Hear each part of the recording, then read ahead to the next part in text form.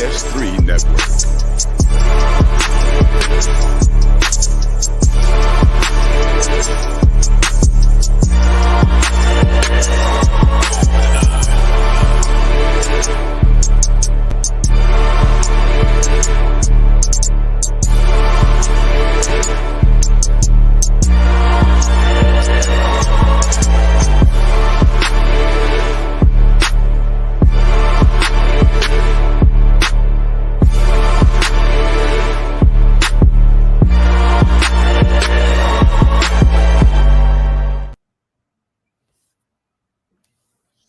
Doc, where you at? Bro, that he's frozen. Bring back that beat. You froze a little bit. I? Yeah.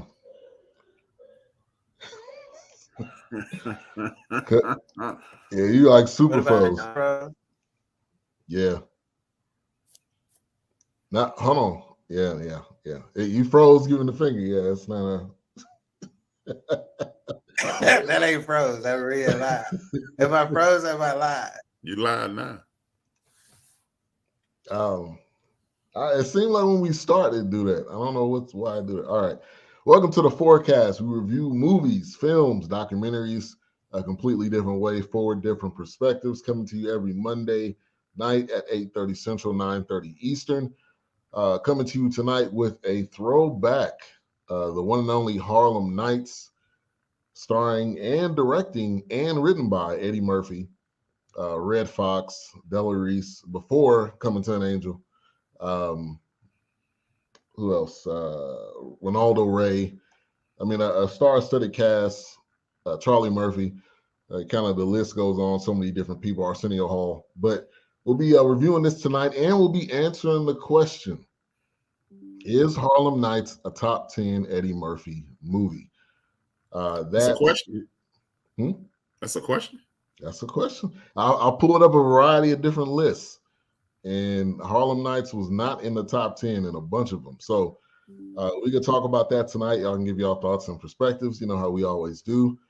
Just Joe in the building. Thank you for tuning in. Appreciate you tuning in. You can support BS3 Network with stars. If you're on Facebook, you can send us stars, or you can also watch our Reels. That supports us as well. Reels has a new thing on Facebook where it can give you income through that. So support us either way. Also on Patreon, BS3 Network, you can support us there. So Eddie Murphy, is one of the best comedians of all time, and that's on film, that's stand-up, that's him probably just talking to people. He's just hilarious. So before we get into initial thoughts, A-Trap, how you doing tonight? How was your weekend? It was good. Good. All right, Wilkes. I'm old, man. Weekend.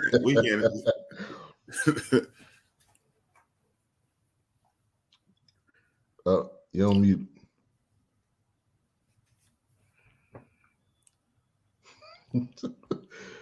What about now?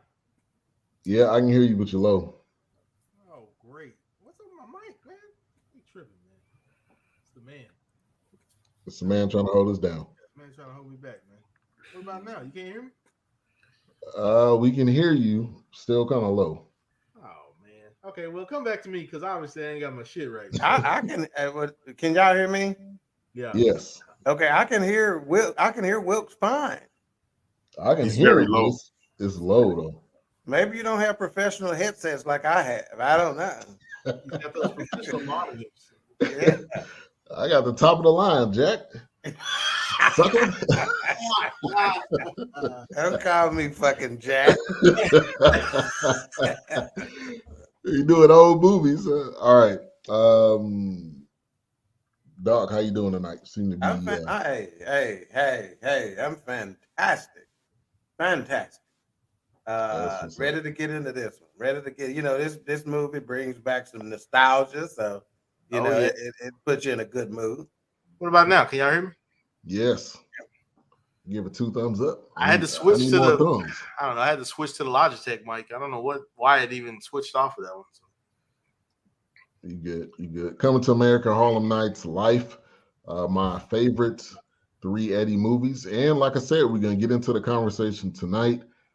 Top 10 Eddie Murphy movies. Like I said, I pulled up a variety of lists, and for some reason, that was not there. So we will see. Jay Shine Randoms, thank you for tuning in. He says top 10 question mark. Harlem Nights is top 5, if not top 3. DJ Grapelicious in the building. Thank you for tuning in. She says hello. Those jive phones suckers. All right, so let's get into some initial thoughts. Obviously, this is a throwback. It's been out for a while. It's around that same area of Coming to America, Trading Places, that Eddie genre where Eddie was just killing it during that time. Nobody was touching Eddie during that time. I don't care who it was. He could have came out with a movie with him playing all the roles, which actually he did later on. And it would have still been funny, which it was later on. Also, tonight, we'll keep you up to date with the national championship game. We got San Diego State, UConn. Big shout out to one of my good friends, Antrina Brantley. Her husband is actually a strength and conditioning coach for San Diego State. So shout out to her and the fam there in Houston right now. But go ahead, Wilkes. No, I was just saying, I mean, Eddie could put something out. And it was pretty much it was already labeled a must see because it was Eddie Murphy headlining. And I mean, it's Arsenio Hall, that duo. I mean, just those two alone. I mean, guys, they had Hollywood in a headlock pretty much. But I mean, Beverly Hills Cop, and you had Coming to America, and you had Harlem Nights, then Boomerang. I mean, he was just going. I mean, he was rolling with it, man. So yeah, definitely. I felt like.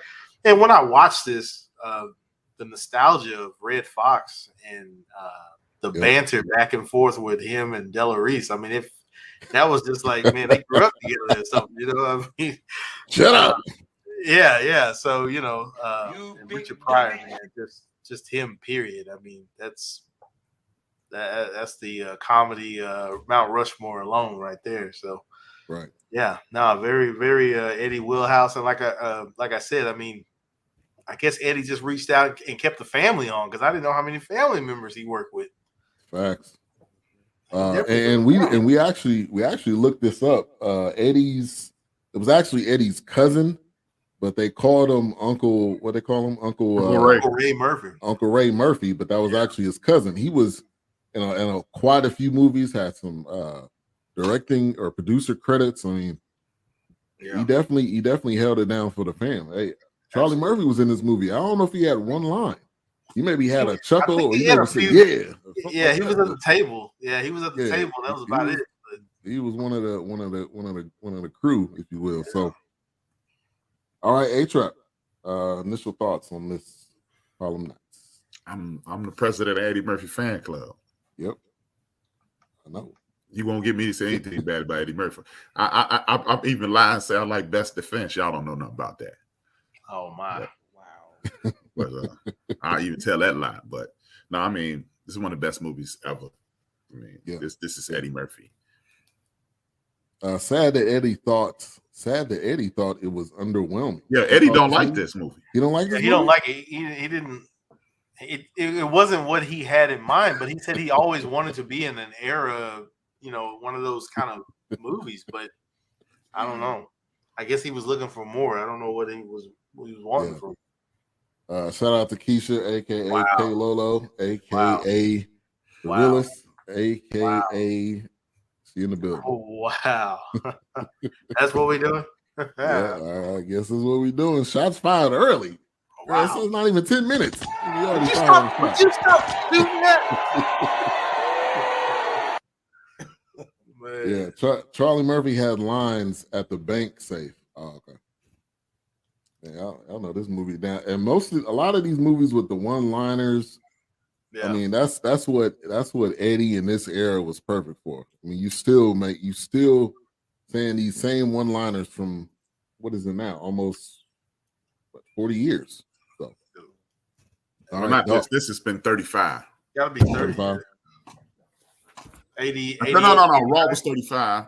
Coming to 88. America. This was 88, wasn't it? Because Coming to America was 89, wasn't it? It was a year later, wasn't it? This was. I thought this was 90. I think it was 88. This was 87. Oh, Wow. was 88? Hold on, let me make sure of that. No, man. No, and it's 89, 34 years. It was 89. Okay, 89. Okay. Yeah. Okay.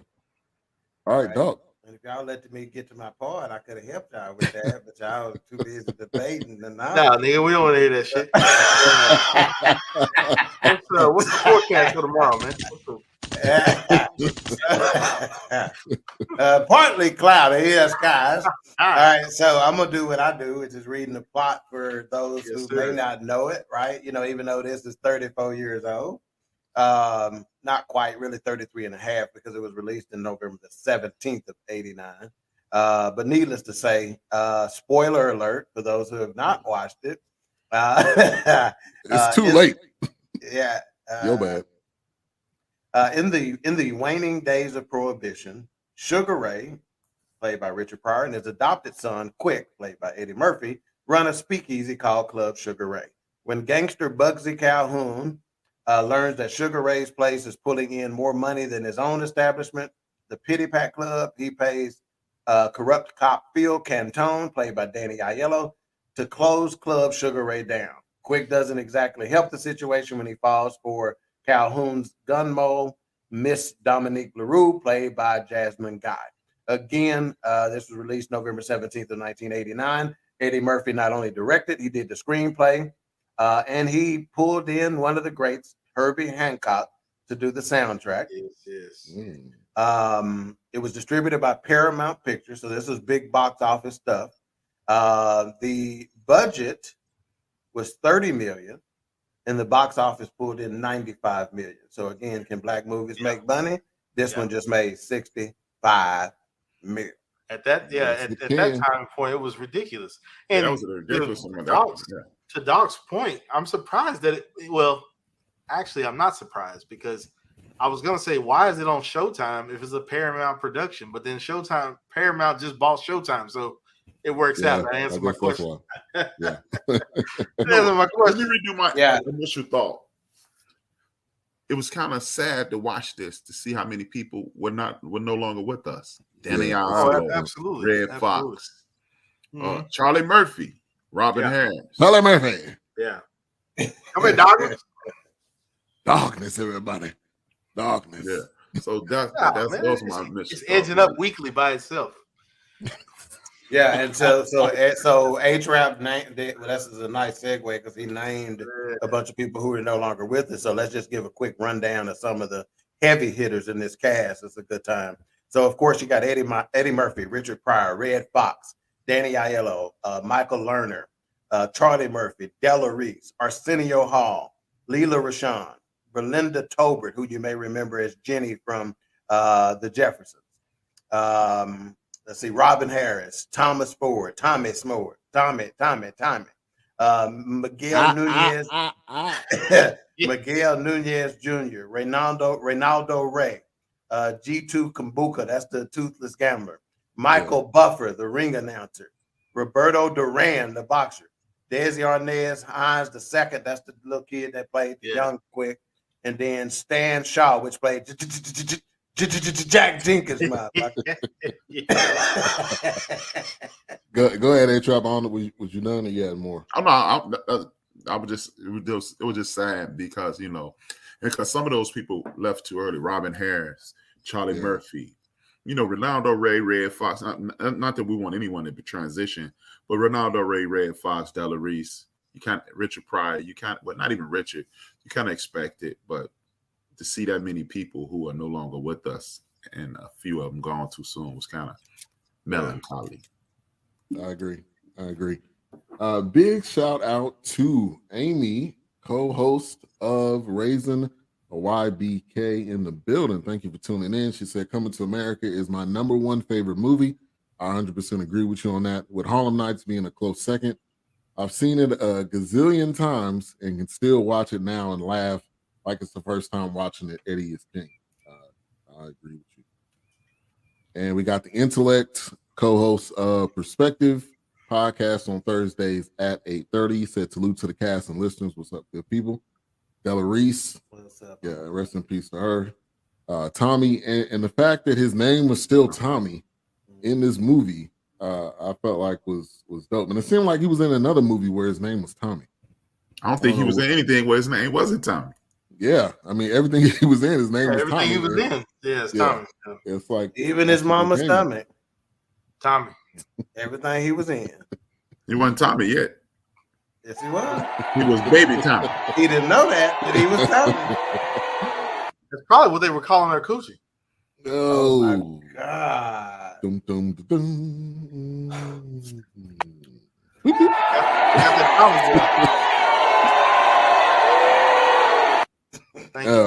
Now I did want to point out, man, Paramount, they did a bunch of Eddie. Paramount, either way. Paramount. They did a bunch of Eddie movies. I mean, Trading Places, I think was Paramount. Coming to America was Paramount. I think they were all Paramount. Yeah, he probably had a deal. Yeah, I guess he had like a. I know. After the second cop movie, he got like a 6-movie deal or something like that. Yeah. Well, he delivered. He 100% delivered on all the films. What I do? She talking about damn mayhem. What I do now? When you said that's what they called her coochie, Tommy, that's what you said. She got that Tommy voice. But anyway. Yeah. So go ahead, Ben. I'm sorry. Now I would say this as we're getting into this. The plot was not that great. Maybe that's why Eddie didn't like it. I mean, it was similar to a lot of we've seen this plot before. Yeah. But the characters that were in it, well, he wrote it. Matter. I know, but I'm saying he said he didn't like it, so maybe that's why he didn't like it. But I think with the characters in it, it didn't matter. Like there was a bunch of stuff you could tell Eddie was ad-libbing. Like that point when he was talking about Calhoun, and he was just rambling off stuff. Yeah, you could tell. I believe even in the dice game in the beginning, that ugly. Yeah, I'm pretty sure a lot of it was off script, especially in that dice game. Man, you snaggletooth motherfuckers, go roll the dice, man. Yeah, I don't like kids. Get them kids. Come on, Six, with your funk ass. Now, isn't Lorenz Tate always a Rashad album? I don't know, maybe. Yeah, that's a good one. Intellect says, can watch this every time it's on. At any point, true classic movie it is. If it's on, you gotta watch it. He made Vampire in Brooklyn to fulfill the contract, then end on good terms, says Big Illinois. She said the same comment, but we got you. D Great in the building. Thank you for tuning in. DJ extraordinaire. Few days a week, West Coast Wednesdays in particular on the Gudio X Squad Radio. So appreciate you for tuning in. All right, so Harlem 1918 is where this was kind of filmed, where the scene was supposed to be about. And I just thought as I was watching this, and I don't think I've thought this before, how cool it would have been to been during that era where basically we were doing our thing. Yeah. We're doing our thing. We had our own, and I think it was just really a dope time to be Black and to be a part of something. And so I want to get y'all thoughts on that. Did y'all think about that at all watching this? Oh, absolutely. I mean, even watching what was the movie we watched, Passing, or just watching Malcolm X? I mean, anything about Harlem, period. Louis Armstrong. I mean, just the fact that the artists that have come out of Harlem, and I just want to say this, and I know I'm jumping light speed ahead of our podcast. You good? But did anybody catch the Louis Armstrong song at the end? So it's like everything we talk about just pretty much kind of is woven into whether it's fictional, but yet there's some truth to it. Mm-hmm. The way they dressed, the cars they drove. I mean, even Chicago, like Doc has mentioned, the significance of Chicago and the significance of Harlem. You know, it's just one of those things where it's like we thrive there. You know, that was almost like I guess not a euphoria, but I guess like a haven for creativity in the Black community. I mean, it's significant. Yeah. Well, they call it Black Mecca. Yeah, and could we compare that to a Tulsa where we had pretty much our own? Now they who is a Tulsa? Tulsa. See, I need to remind the viewing audience. I do the show for Will. Okay, my normal position on the show is where H-Rap is, but I've been in the basement, in the gutter for the last 2 weeks, and I like it down here. I'm just gonna say that. But I do the show for Will. If y'all get something out of it, so fucking be it. But to piggyback on what Wilk said, he is right there where I was when I said I put this line down in regards to Louis Armstrong. I said Louis Armstrong's "Drop Me Off in Harlem," which we don't get that song enough play. Right. Okay, that should be up with one of the greats of the Rat Pack and help me with some of those names. H-Rap. What's the crooner's name? Luke Ellington, Lionel Hampton, and then what's the Rat Pack boys' name? Dean Martin, Sammy Davis, Dean Martin, Sammy Davis, Frank Sinatra. That's the name I'm looking for. We don't get this enough play, but "Drop Me Off in Harlem." So I said Louis Armstrong's "Drop Me Off in Harlem." Why is our shit so connected? Meaning the forecast. It's like if you wait 3 weeks, we gonna say something gonna come up in a movie that came up in 3 movies before. And I got news for you. We don't pick them that way. We randomly pick them. And some people suggest them. Yeah, that's right. And it seems like our content is just so interwoven, which is another reason why this shit was meant to be. Yeah. And that's us. And with that being said, let me tender my 2-week resignation. and that's wait, let me just note. Being in Wilkes' laugh, H-Rap looked like Nick. I don't give a fuck. No, I didn't hear it. Hey, and this is us as a people. We are so intertwined from however how far you want to go back to now to the future. We are so intertwined. When it comes to culture, music, anytime I see something like whatever. this, anytime, just like to piggyback off what Ben was saying. I mean, anytime I see that, H-Rap comes to mind because he's so versed in that information and that history. I mean, he pretty much kind of just spews that, information. It's just in him.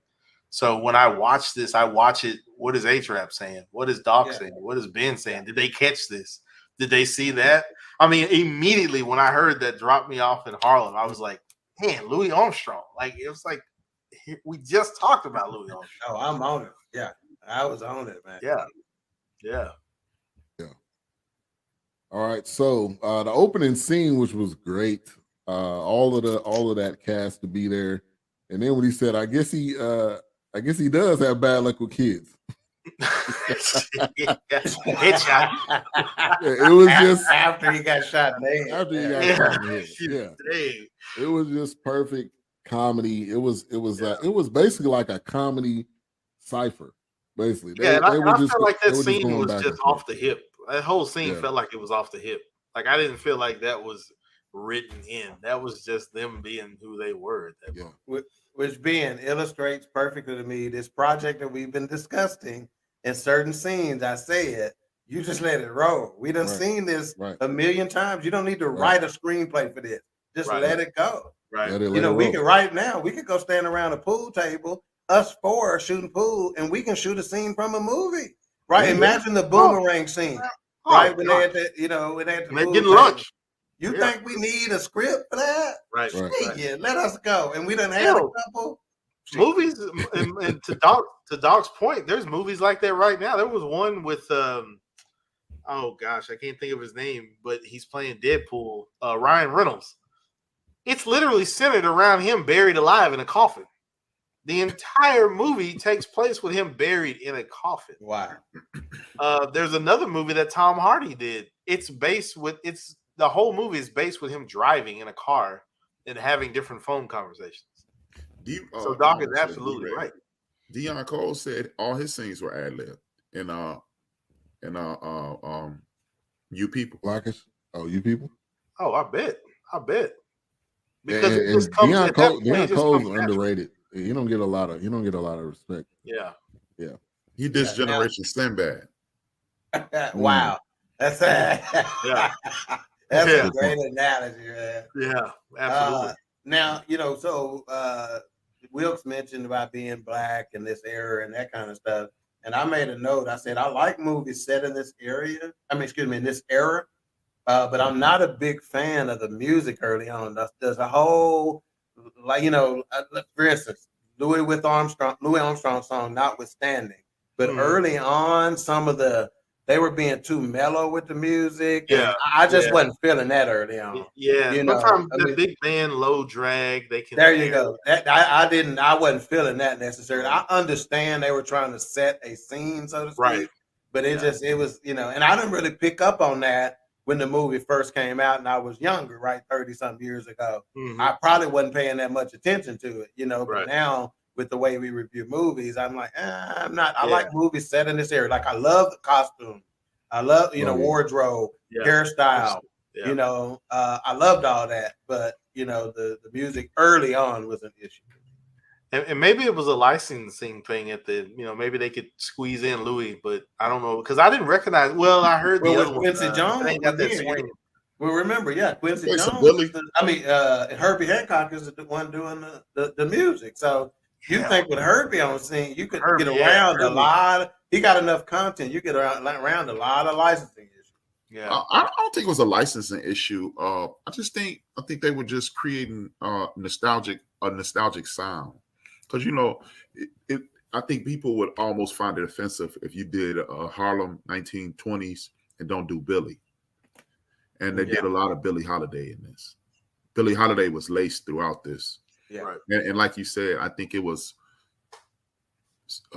based on the scenes and what was going on. Yeah. It was really just the opening scene that got me. The rest of the music was okay, but that opening scene was just a little draggy and depressing. I just wasn't really feeling it, there were some moments where I felt like, I don't know, because I've watched this so much, it just kind of, there were some moments where I was just like, but I kind of had some feelings like that too. But man, it's definitely got the vernacular that we hear today and hear it quite often. Yeah, and so let me just say this. Ben need to start running these titles by us because he's trying to make it more sensationalized when he name an episode. All right, so he's gonna ask was Harlem Nights top 10, and I'm like Eddie Murphy's top 10. I'm like, have we had anybody that say it was not?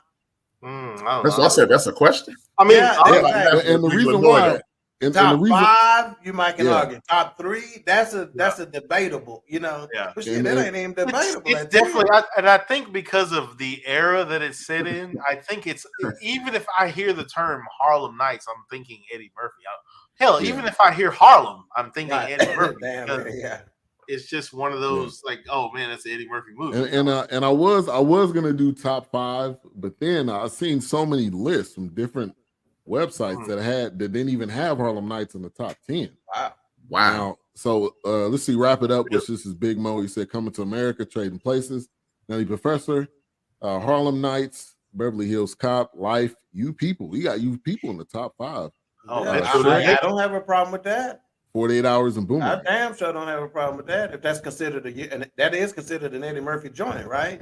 Yeah. I wouldn't consider that an Eddie Murphy joint. Well, I mean, I would consider that a featuring Eddie Murphy. They promoted it. They promoted it as if it was his film, but because they wanted brothers to watch, or maybe him and Jonah Hill kind of collab. But I felt like it was driven by Eddie Murphy, though. That's what I was laughing at. Y'all didn't like Pluto now. I knew what you was laughing at. And let me answer this question, Big Illinois. Let me answer this question. Cap.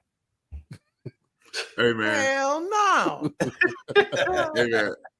I actually did Of course you did, Pootie. Hey, I actually it wasn't a good movie, but it wasn't a bad movie. I wouldn't recommend it. I don't think I've ever watched. You're right. It wasn't good. It wasn't bad. It was fucking horrible. Big Mo says, didn't Eddie buy the original Sugar Shack painting from Good Times? Yes. That's a good question. He did. For $60K from Marvin Gaye's estate. Wow. And that's worth for like $60 million. Wow. Dropping bread. That's real money right there.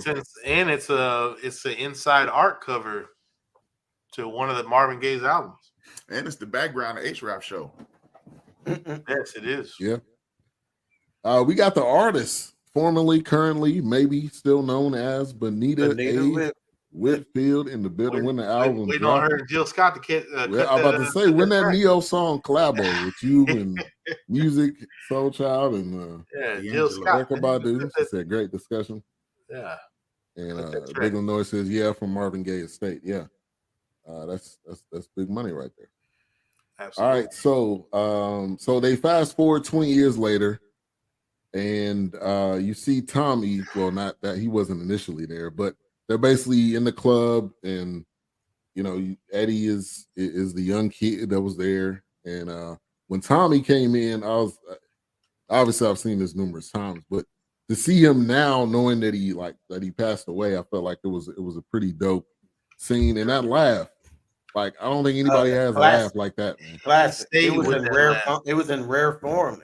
Yeah. Like I thought, to be perfectly honest, y'all can correct me if I'm wrong, but I didn't see that laugh in you people. I don't think he lost his fastball with the laugh. You mean I was talking about Tommy. You talking about Eddie? Oh, I thought you was talking about Eddie's laugh. Okay. Oh, Eddie talk about that too. Iconic. Yeah. It's Eddie's laugh. But I didn't we didn't see it in you people. No, we didn't. And I think, now I'm thinking about a lot of interviews that I've seen him in lately, and I don't think it's there. That's what I'm saying. I wonder if he done lost his fastball, with the laugh. Maybe, yeah. But he didn't really laugh in you people though. Yeah, this wasn't that type of role. He was more so the serious dad. He wasn't really. Yeah, that's true. I think he's definitely. There you go. So that's something I missed, is that we did have two iconic laughs in this film. Tommy's being the other. Yeah. And Benita says Harlem Nights is a black movie, didn't go pop, such as so many of Eddie's other movies. I agree with that point. And it didn't go pop. Probably. What do you mean by didn't go pop? Somebody break that down for me. It didn't blow up. I think she means it wasn't coming to America. It wasn't Beverly Hills Cop. And how much of that had to do with the era that it set in? I think it was more of cultural. I personally believe Eddie does make movies for the community. He's consistently, the way he picks his cast, the way he picks his stories, and then just pull up Big Mo's list again. Just Big Mo's list outside of Cop, which was initially supposed to be Sylvester Stallone movie. Like Coming to America, that's Eddie. Harlem Nights, that's Eddie. Boomerang, that's Eddie. He does these things. I think he's intentional about showing. I think he does what Bill Cosby does from a cinematic standpoint. Bill Cosby hired a psychologist to make sure there was never any bad images in on the Cosby Show. You notice like they never got caught doing no weed, no smoking no weed. Like most shows have that obituary. You've got that episode weed thing, and Eddie aims at us. He's one of the very few filmmakers from the community who's a mega star who definitely aims at us. Norbit, the Clumps. It's so much of our culture in that. Even I will go as far as to say McDowell's is a corner restaurant in every store, every city in America. I agree. It's just not McDowell's. It's not as big as McDowell's. Right. So I believe you've got that familiar corner store. Yeah. Like it's So probably like a Harold's Fried Chicken or right, something like that. Yeah, the Lucille's or something. Yeah, Beefy's here in Chicago. Yeah, right on. All right, let's see. We shout out to Lord Phillips. Thank you for tuning in. We appreciate your support. It wasn't a white movie, and the white characters were the secondary actors. Mm-hmm. They were in it because you had to have a villain. Right. Pretty much. Right. We love Harlem Nights, definitely. But do white people? That's a really good question. I don't think so. I think they draw near to like Nutty Professor and maybe the Clumps, maybe something. Oh, what is it? Bad Bosses. I think maybe Beverly Hills Cop. Yeah, definitely Cop. Definitely Cop. I think it was too much black success in this movie for white folks to really like it. Oh, absolutely. And they one up the cops, and they one up the white gangster, and the one up the bad detective. In too many turns. Right. And they outsmarted them, and they, so shit, nah. Well, I think she's absolutely right. Why would they like? Right. Yeah. Do you like Roots? Yeah. Who want to see? Which I did. I was being funny. But your feet were harmed while filming Roots. Yeah. Absolutely. Big Illinois says off topic, but the studio made him a white actor to come in America. Louis Anderson. Louis Anderson, yeah. Yeah, that's right. I did hear that. That's not off topic at all. That's right on point. No, he's right. Yeah, no, absolutely. Right Eddie does an excellent job at this. And I'm not a big fan of Steve Harvey, but Steve Harvey brought this to the forefront once in an interview I was watching. He says at that time, this was about 12, 15 years ago, he says Eddie Murphy is solely responsible for about 80% of Black Hollywood at this point. Yeah. Oh, absolutely. Yeah. HRF, I think you're absolutely right. I mean, look at the comedians that pay homage. Look at the movies that tell Eddie jokes, and he's not even in these movies. So, absolutely. And Benita, you're 100% right. That's probably why it was not in the top 10, because that was probably general websites. This is a question, I think, from Lloyd. He said, speaking of Boomerang, would y'all watch that as a sitcom? Interesting. Hell yeah. It seems like it'll work as a sitcom. Did they try that? I think they did. On BET, I thought. They did. But did they try it as a sitcom or a dramedy? That's a good It question. was a TV show. I don't know what it was. I ain't It was watched more of a drama. It was probably more. I got more drama vibes from it than trying to say let's make it a sitcom. Yeah. Because as a sitcom, it probably works, because think about it. A lot of what Friends did or Girlfriend, Sex in the City, whatever they did, which is based around a lot of dating and stuff like that, which was kind of what, Boomerang was about. So if you just make it to where you just extend some of those storylines. I think, just like, I think to the point, I think you could do Boomerang along the lines like they did Girlfriends, and Girlfriends blew up. I mean, Girlfriends was very, very big. So I think it would work as a sitcom. You don't have to make everything a drama or a dramedy or something like that. Yeah, if John Witherspoon was in it, I would definitely watch it. Yeah, you got to have somebody like that. Yeah. And if Halle Berry was in it, then Oh yeah, especially the wholesome Halle Berry before she got beat up by David Justice and before she said "Make me feel good" and Monsters Ball. The one that before that, Billy Bob Taint. Yeah, that's right.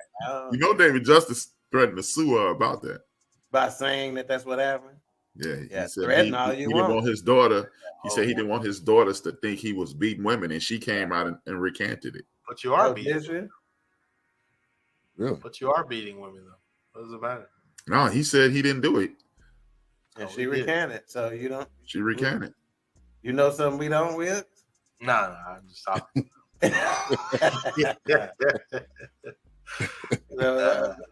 My point is, she seemed to get sullied. Let me just say this: with some of her relationships and some of her movie roles, I like the Boomerang Halle Berry, where it's almost like she was even more yellow bone in that movie than she was. Oh, absolutely. I mean, she was a pure yellow bone. You know, it was like her introduction to everything. Yeah, to yellow boneness. You know what I'm saying? Why Tony Braxton was reaping the benefit to that album, because I swear she had 5 CDs. But why Tony Braxton was breaking up the 3 J's in Dallas, right? Cheating on Jason Kidd with Jim Jackson. Let's give y'all an update. 36-22, UConn is up on San Diego State. Game over. And Yeah. I got news for you. last year North Carolina was up. So I got news for you. Y'all said that there were no blue bloods in this. In the last 30 years, UConn has won 4 titles. 4. Are we sure they're not a blue blood in terms of basketball? Yes. Are we sure? They might. I think so. In in addition to what they've done in their women's program, are you sure you can call UConn a blue blood of basketball? They should be in the 4 titles in 30 years. They should be in the I wouldn't call them a blue blood. I'll call them a powerhouse, but I wouldn't call them a blue blood because they traditionally call the blue blood. Kansas, Kentucky. Okay. UCLA. I don't know, man. UConn's been in the thick. Okay. UConn's like that old school Kentucky, man, just in the thick, man. That's right. Okay. Man, every couple of years they're in it. I agree with you there. I agree with you there. All right. Jasmine Guy introduced in the film. And stay tuned for Beauty of the Week for what the Beauty of the Week correspondent has to say about Jasmine Guy. You don't want to miss. I promise you. Fruit. That's not got one word. Fruit. What is your word? Fruit. Okay, you got to explain that to me. Aged like fruit. Okay, all right, I'm going to leave that alone. That's I want you to tag back in on Beauty of the Week with some more of that. Because black don't crack. Black don't crack, but light skin maybe. Yeah, well, black don't crack, but the damn show swell up. So we'll see. Yeah, I've never really. I mean, I was a fan of hers as far as Different World. A-Trap is winning the facial expression battle tonight. Let's just say that. Yeah, I've never really been that biggest fan of Jasmine Guy. Yeah. She wasn't. I just never really. She was never popping to me. No, she wasn't. She wasn't. I mean, a different world. That's it. That's where I was gonna go. Nothing. Different world. Nothing else mattered besides that. I'm sure she's done a whole lot of films or TV shows. Whatever, but she never got nasty enough like Lisa Bonet did. If she'd have went that route, and made some crazy, nasty, freaky shit in the black community, we'd embrace her a little bit more. Yeah, Jasmine Guy had morals, and we don't want that shit. Oh, she didn't. If you see her, man, morals. Jasmine Guy looked like a two-fisted drinker, boy. She didn't. I need Dirty Whitley. I don't need all that moral shit. Yeah. She's been in quite a few. She was a cop on some TV show back in the day. She was playing like some kind of police officer or something. It was something. It didn't come like the girl was like a cop. She popped. You know, it says Lisa. And then laugh out loud fruit. Yeah. Fruity. So how did y'all like Jasmine Guy's role in this movie? Doc, I'm gonna go to you first. I didn't have a problem with it. I thought it was cool. It was, as far as I'm concerned, it seems very believable that a role, an individual like that would exist, and not only with a black gangster leader or black Sugar Ray character, right? You know, I would see it with a white, and the fact that he had a wife at the house and had that on the side, that, as far as I'm concerned, all that checks out. So I thought it was very believable, and I thought she did a very good job of not overacting in it. She did some low key. Right. She let the game come to her. Her lines were delivered real slow. She didn't rush them, you know, et cetera, et cetera. So I thought she played it well, you know, like she was just trying to play cool, you know, but she was about her money. Yes. Yeah. Died real good. Mm-hmm. She was about his business though, really. She didn't have. Yeah, that's right. Well, because it's the way she saw it. His business was her business. She thought she didn't think she was winning. Sugar Ray could outdo Calhoun. She knew he had too much power. You know, Bugsy. She knew he had too much. You know what I'm saying? She ain't never seen even Sugar Ray. So you really can say that her and Sugar Ray saw Bugsy the same way. Like they both saw him as don't fuck with him. Quick was the one who said, "I'ma fuck with him."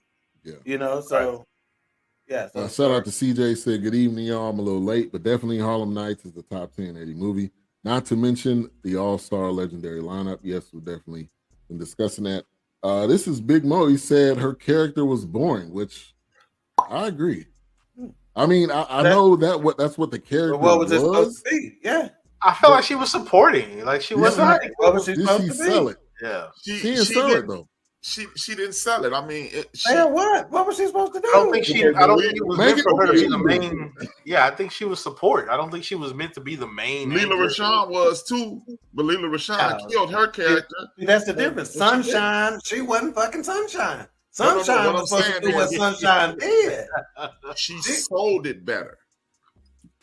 But see, I think that was the thing with Jasmine Guy. I think that was the point to deliver that sultry kind low of. Key. She had that low key, Understated. There's some mystery there. You know what I'm saying? Yeah, so you can be sultry without being boring. She, especially in the scene. Okay, so let me reverse. Scene where they were in the bed together. Like that was the worst sex scene ever. But I think that was Jasmine Guy's role. I think they didn't have. I don't think Eddie drew it up for her to be just this bump. Yeah, and did you because you didn't get spank bank material out of the sex scene doesn't mean she did a bad job. Hey, and I still want to know what would you have had her do? Anytime I watch it, I expect that performance from her. I think that's just what it was written. She just don't do it for me. I just if it was somebody else, and that's what I'm saying. A-Trap, I get that part, and I want to make she sure didn't add any oomph to it. When you are this, I don't think they needed to. When you are this harlot or this desirable person, you, in my opinion, you should jump off the screen. She didn't jump off the screen. She was just a person that they made up to look like a beautiful woman. And I think that's the point. I think that's what they were doing. I don't know if they really. Maybe Eddie didn't have a really good model for her. Maybe that's okay. I'm gonna give you another person. Like, whenever you saw Diane Carroll on TV or in a movie, she jumped off the screen. She could have been. And Claudine, she was a good-looking woman, and she was playing a handmaiden. But I don't know. Then later on, when you saw whatever you saw in, she jumped off the screen. Jasmine Guy should have been that Diane Carroll-esque character. Whereas when I show up, I don't think that's in her. I don't think that's in her to do it though. Let's go to the chat. We got one person that said it was. I see where A-Trap is coming from. We got one person said it was boring. Who else? Give us your thoughts on it. We'll go to the. CJ said, "Look, should they do your hair grow, brother?" No, man. You see this golf course up here, man? What you talking about, man? But ain't no hair growing here, man. Like, what the fuck that's got to do with anything, man? We talking about this movie, man. Yo, people used to be shaving my head. That's what it is. Hey, that's us. We be watching the news, and if the lady hair is off, we gonna be like her hair. Aging well like a prune. Okay, so let me just say this about the Jasmine Guy, because I think we're all in agreement that she's never been this real big sex symbol for us. I don't think so. Save for even the what was the name of the show we just Different World. Even on Different World. That, it was just, and that's just because we were probably younger and hornier. Okay, but she really hadn't done it for us, right? Yeah. So, for instance, I'll give you an example: Foxy Brown, right? What's her real name? Pam Grier. Pam Grier jumps off the screen and everything, right? You know, when you see her, your pants instantly start fitting differently. Okay, I get it, but that's not on Jasmine Guy. You understand what I'm saying? And that's why I feel like it's on her. That's not on her. That's on casting, not on her. Let's get to this comment. Big Mo says she tried to sell the mystique a little too much, even though her character was written as a supporting actress. I wish she would have delved into it more. The bedroom scene was so predictable and dry. That could have been an Eddie thing though. Maybe that was Eddie. Yeah, he was in the role. He was in the scene, you know. So yeah. And this is Lloyd Phillips. Yeah, he said, we're talking about a Boomerang 2024, BS3 writing a script. We are working on a script right now. It's not necessarily going to be something Boomerang, but be on the lookout for that. He said, talk to your friend from Spider-Man, see if he want to get in help with project. Jasmine Guy did a good job playing the unforgettable character. I didn't even remember she was in Harlem Nights. Yeah, and that's. I mean, shit. I think she did what she was supposed to do. And in fact, just to combat you on the sex scene situation, let me put it like this: for 1989, the amount of tongue and shit that they were showing in the kids, Oh they man, wasn't showing that kind of shit back in 1989. yeah, right. Yeah. That's why I was rated R for that. Right there. Man, Big Illinois got these tastes called booty talk. Oh, my fault. You was talking about something. Booty talk number 4. See, they said I may have missed it. VHS. But what was your thoughts on her physically being personally? I don't think she ugly, but I feel like she didn't have the sex appeal. But Yeah, let me personally don't stay tuned. Stay tuned. He said, "Don't get me wrong, she cute though." Stay But tuned. let me ask you 10 more this. minutes That before we right go to there. Beauty of the Week. Stay tuned for my Jasmine Yeah. guy. Now, would she had a more significant, not appearance, but would the conversation be more, I guess, prominent if she had lasted and went to quick side and been in the end when they left? I mean, is that No. what we're looking for? Like longevity? If it was someone else, Ironically, I think if she would have been throughout the whole movie, I don't think it would have. Ironically, I believe personally, after Doc read the bio of the film, I think a lot of her scenes on the director's floor. Read it again. Read the second. Yeah. When things go bad after. Start from there. Yeah, no, it's at the end where it says Quick doesn't exactly help the situation when he falls for Calhoun's gun maul, Miss Dominique LaRue. And see, that's another thing too. The way they described this, she was supposed to be something other than that. They called her a gun maul, so she was just not Candy. She was his killer. She did, but he also was smashing, on top of it, right? Right. That's what I said. I think some of her roles, some of her acting is left on the floor somewhere. Quite possible. Because that description is not what we saw. Yeah, her some of her clips is where her draws is. On the floor. I see you're a man of culture. You see what Big Illinois said. Well, I'm just gonna say this in terms of your reference to booty talks. I see your booty talks, and I raise you big blacks, big racks, because booty talk can't touch it. Hey, boy, big blacks, big racks. That's the way you got. You ain't saying none of the booty talks. all my Facebook user people, go to StreamYard.com/Facebook.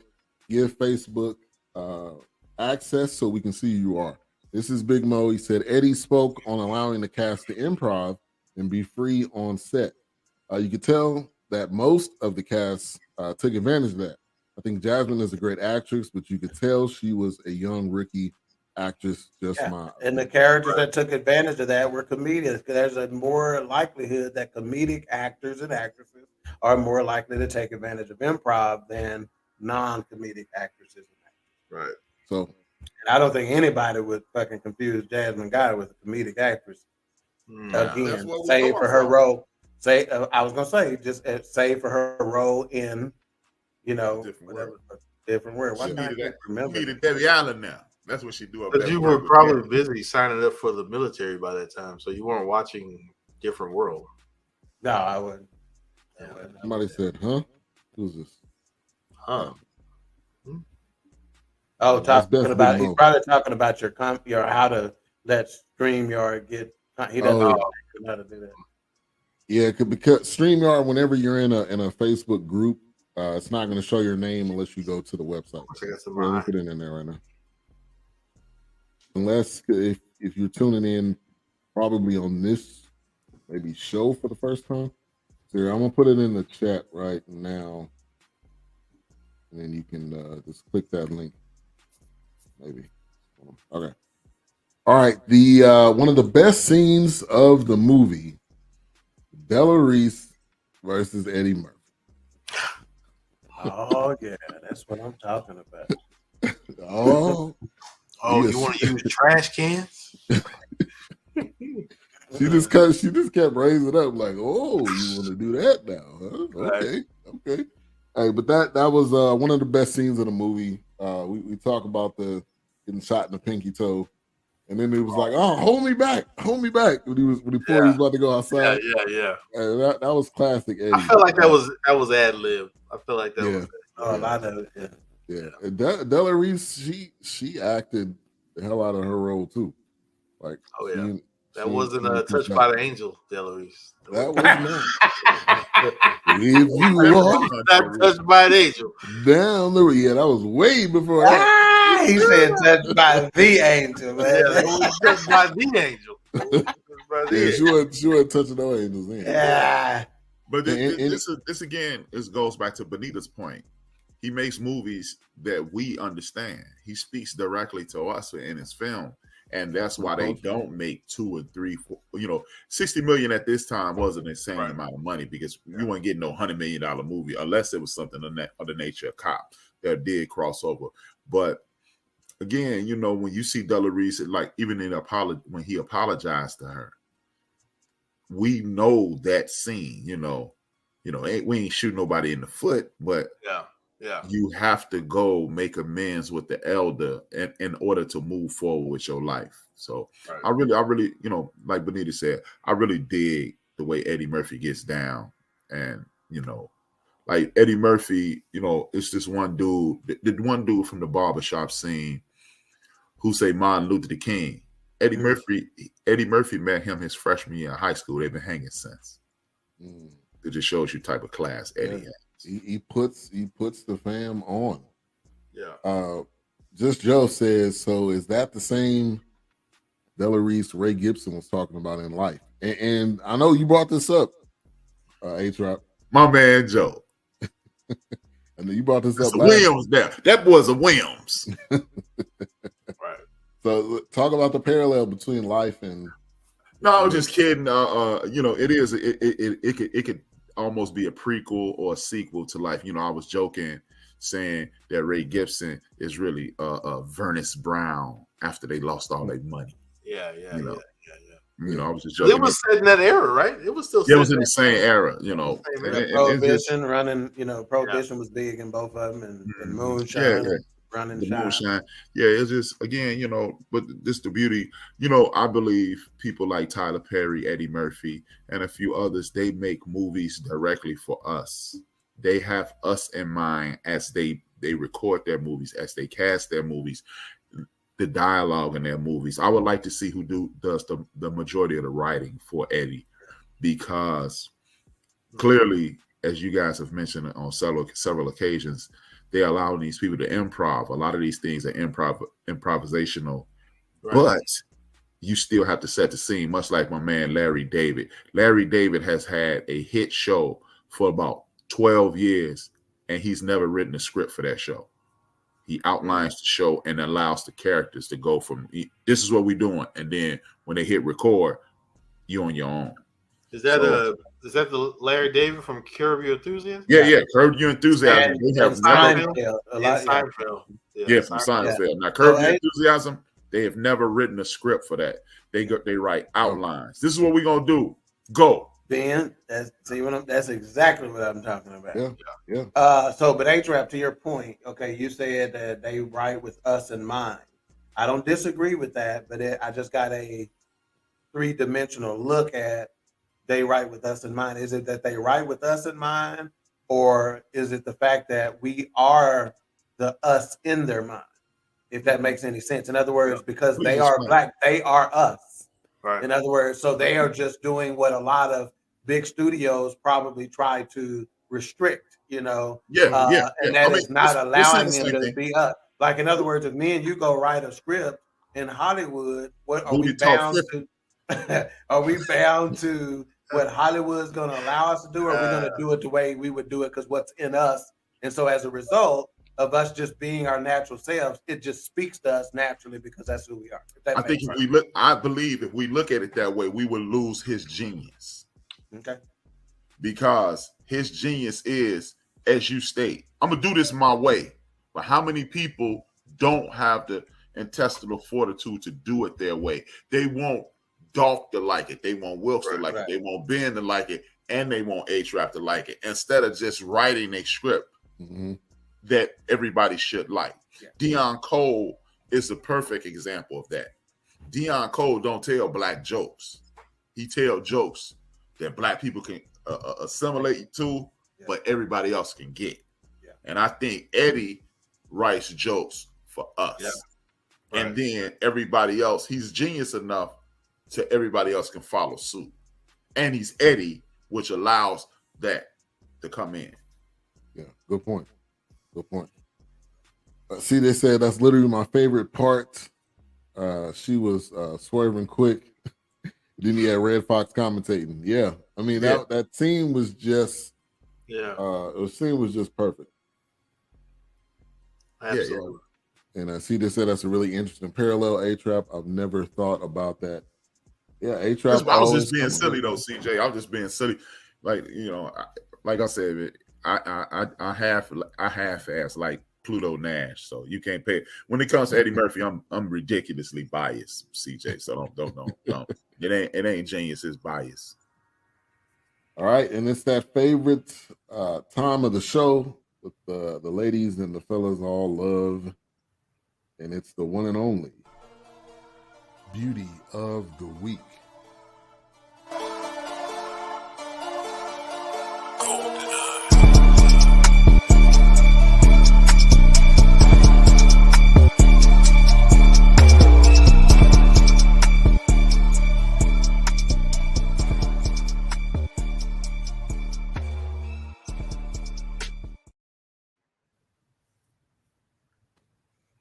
Yep, love that dope beat too. Beauty of the Week, brought to you by nobody. No, brought to you by Goo Gone, because your Beauty of the Week will make your goo gone. Goop. All right.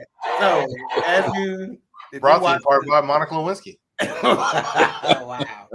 If you watched Harlem Nights, you will understand that there's no shortage of beautiful women in the movie.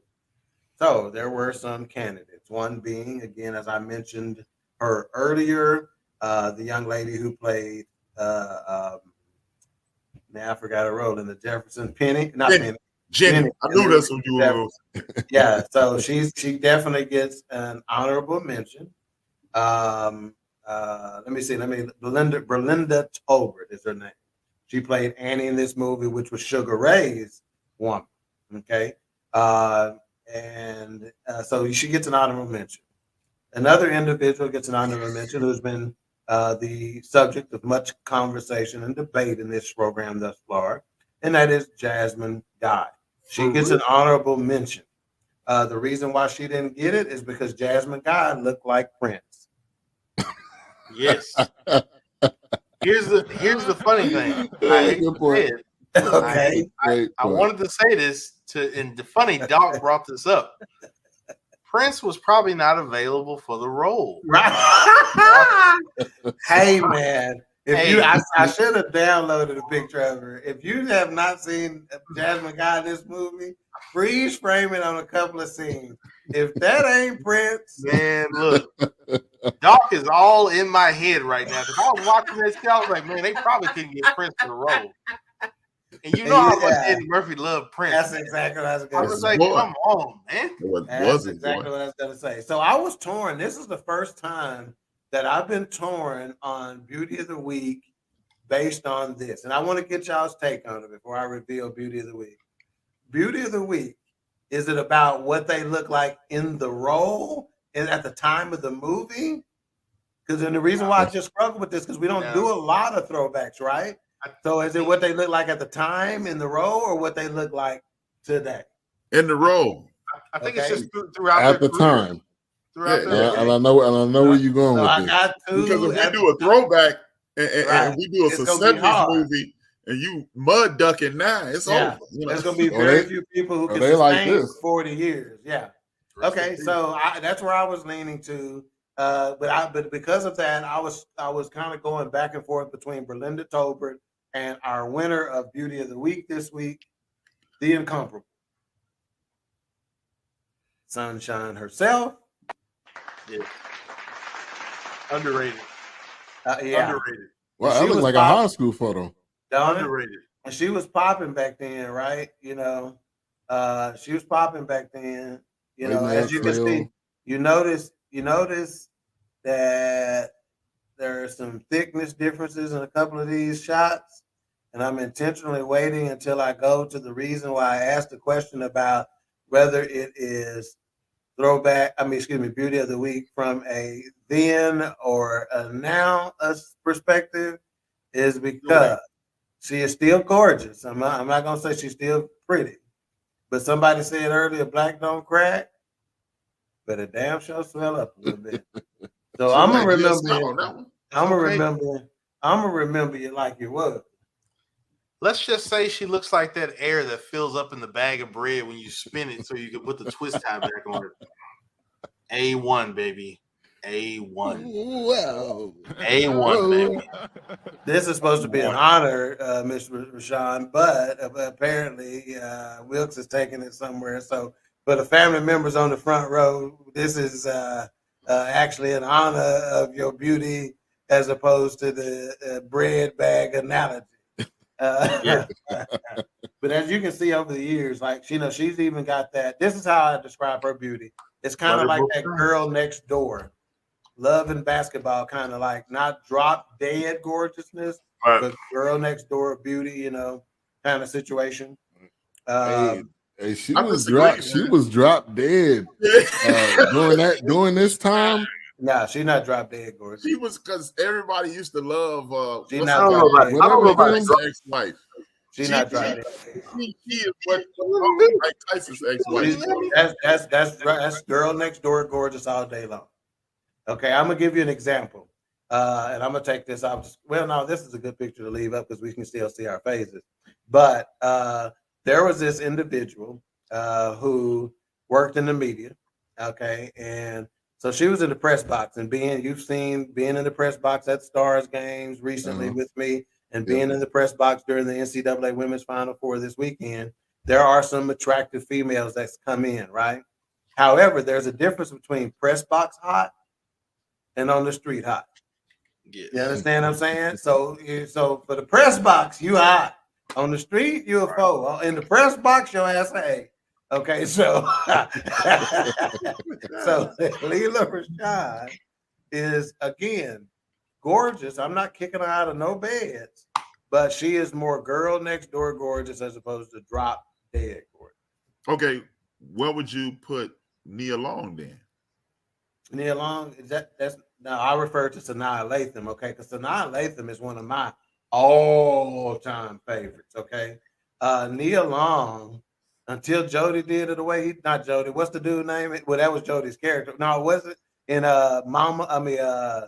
what's the one, where they sing Mama, Mama? Okay. So in the way she got did in that movie, it hurt my feelings on that bathroom sink. Watch your words. Watch your words. But anyway, so Nia Long, I put very, very high, and drop dead gorgeous, very close, but Nia Long is. This picture is This picture is the summer fling picture. There's a difference. Say that again. This is the summer fling picture right here. Yeah, there you go, man. There you go. This is the summer fling. So more so, A-Trap, to your point, more so than Lela Rashawn, I would say Nia Long is, no doubt, Right. But to me, just pure beauty and almost everything they do, man. Oh my gosh. So okay, just asking for information purposes. No. Where would you put Mike Tyson's ex-wife? Well, I can't think of her name right now. No, she's not. Robin Gibbons. Yeah, she's pretty, and most people would probably put her more drop dead gorgeous than I would. I'm not a fan like that. She's okay. She's a little thin for my back. No, I'm talking about from chin to forehead. I got you. She's ear to ear, chin to forehead. I think from let's just say we're talking about the drop dead gorgeous scale. I probably put her a touch above Rashawn, but not Nia Long level. Is where I would put Robin. No disrespect. No disrespect. Wilkes, you got me on that. I got you, baby. I got you. That's the Bill Parcells, right? Yeah, Bill Parcells. Disrespect. No disrespect.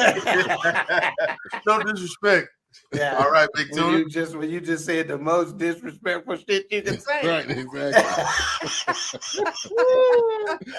Come on, Big Tuna. That's that. I ain't trying to be mean. But Right. you about to say the meanest thing about somebody. Yeah. And again, we got one thing that we've learned in this segment, A-Trap, is that beauty is subjective, right? You know, and what floats my boat, you know, may sink your ship. You feel me? You know. No, man, and none of the women that you've that's named right. outside of Mike Tyson's ex-wife is not attractive because she's never been attractive to me. Yeah, Even, but that's why I was trying to do A-Trap. I agree with you on that wholeheartedly, but I was trying to take my personalness out of it and just try to rank her on just beauty alone, not my preference.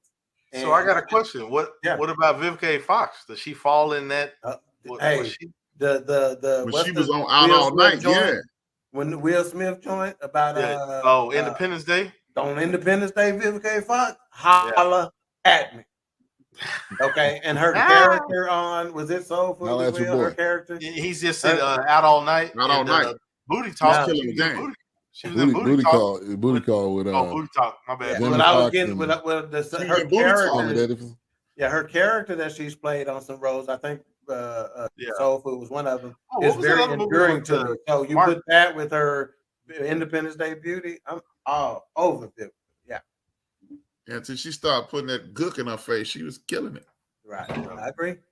I was just curious. I just saw her in a recent. She's got a commercial for what is that car? Whatever that repair. No, not Carvana. It's the other one where they repair your car and your windshields and stuff. Well, I think Ice-T was doing it too. Ice-T, yeah. Whatever that car. I just saw her. Car Guru. Hey, they got everybody doing that. Car Shield. That's right. Chris Berman doing one of them. And I was just curious, like, you know, how does she fall? I don't think I've ever seen her on somebody's list, like rank. I mean, I don't know. I just kind of curious. You mean sexual assault, Chris Berman, who got kicked off the ESPN for touchy Philly? Yeah. Oh, okay. I just wanted to let everybody know that's why he ESPN. Because that's how they do it. I thought he was still doing. He came back after it died down. Yeah. That's I hope to see Michael Irvin back on TV. Yeah. They treat white anchors like we used to treat young chicks in the black church. When you get pregnant, go on and stay in that pregnant community for a little while until we can say that's your auntie, baby. And then you can come back. So Chris Berman, go do a podcast for about a year and a half, and we'll let you come back. You know. Yeah, try it again, Berman. That's what they do up here. You get pregnant. When we were kids, dog. You get pregnant. Right. Yeah. You go down south and come back with your auntie. Right. Well, your auntie look just like you. Yeah, Chris Berman. That's the one who does the nicknames, right? Andre Bad Moon Rising and all this other stuff. Girl, bend over, let me grab it. I mean, that's him. God, I mean, that's Chris Berman. Hold on 1 second. Let me now say what you got to say. You can't be in the upper room. You can't be in the upper room and say that kind of stuff. Hey, you get kicked off TV for touching Philly, you got to be told, you know. Can't be a part of the Harvey Weinstein Shout out to Ripple Roy. Thank you for tuning in. Wait a minute. Podcast. Ripple Roy. What is the deal with this? Gotta put Ripper back up there, man. Ain't looking for Ripper, man. I'm trying to see this. Maybe they came because I said that comment about Bill Parcells. No disrespect. See, when I say I'm doing the show, trust me when I say that. Okay? That's why he right now understands this at a whole nother level. Because he would be at that podium in a minute. No disrespect. No disrespect. Okay, update. We appreciate you. Update on the score: 41-29. 41-29. 41-29. UConn is up. I knew San Diego State. I saw San Diego State play Utah. I don't know. This may be too big. Fish grease tonight. This may San be Diego hitting that buzzer beater. I don't know. Yeah. Well, this is a lot of people think. I mean, San Diego State was they weren't like some Cinderella. They were a 5 seed. Yeah, 5. Yeah, they were. UConn's a 4 seed, so you know. Yeah, but I don't. Nobody predicted San Diego State being here. I mean, if your bracket at San Diego State, you deserve whatever the grand prize is. Because unless you went to San Diego State or coached there, I don't know. You know, if you had them there. I was pulling for him, Tony Gwynn, baby. Hey, and fun fact, Tony Gwynn is one of the greatest baseball players of all time. And basketball. He's the all-time leader in assists at San Diego State. Wow. I did not know that. He made the right choice. He made the right career choice. How did on the end of the bench today, huh? Yeah. All right, let's get back to the show. The champ coming in, obviously with the stutter. Shaka Khan. You taxi. I get one for you, motherfucker. Shut up. And then Richard Pryor. And then Richard Pryor saying, when he said, "Yeah, you know what I'm saying?" He was like, "Yeah, I do now." Hey, Richard Pryor just had some classic, man. Two of Illinois' finest, Stan Shaw from Chicago on the west side, and Richard Pryor from Peoria.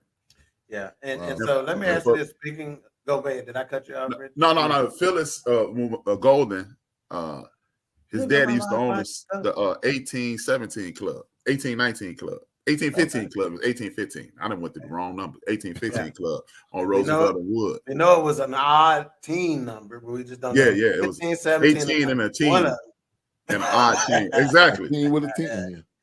Yeah. But no, it's just been this gigantic club on Roosevelt Road. So could y'all tell, did Richard Pryor look like this was the beginning of him starting to get sick?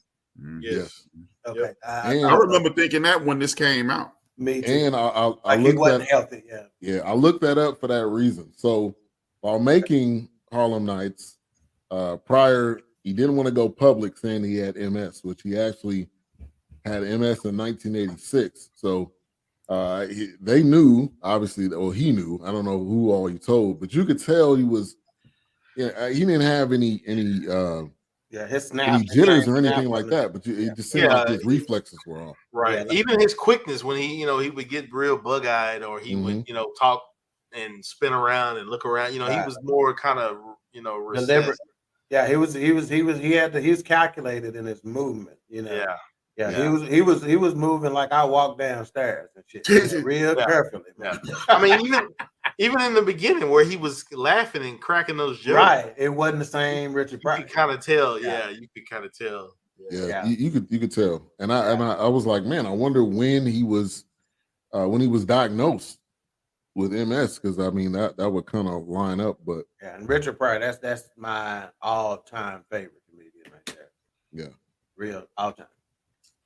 Right. All right, let's get to one of the favorite characters. He didn't have that long in this movie. Tell Bill to have a Coke and a smile and shut the fuck up.